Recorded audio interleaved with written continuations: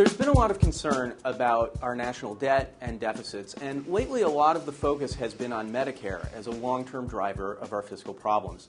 That's maybe come as a surprise to a lot of people. Hopefully these numbers will provide some perspective on what it is that people are talking about when we're talking about Medicare as a long-term fiscal problem. What we're looking at here is a chart from the Congressional Budget Office showing government spending as a percentage of GDP. This is government spending on almost everything. This is defense. This is discretionary government programs, everything from the EPA to the things that people think are pork. It even includes, and this may surprise people, Social Security. What you're seeing here is, contrary to a lot of the talk you hear about Congress spending like a drunken sailor, when you look out over the long run from 2011 to 2050, you see that the expectation is that as a percentage of the economy, that spending is actually going to gently decline and will hold roughly below 15% of the economy. Now, we're going to add in one other set of numbers. Sitting on top of that,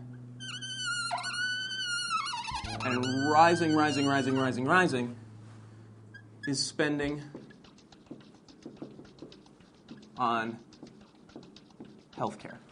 This is not driven primarily by the healthcare reform we had last year. The big thing pushing these numbers up is the cost of Medicare. Now, the reason that that's a problem is this is our revenue line.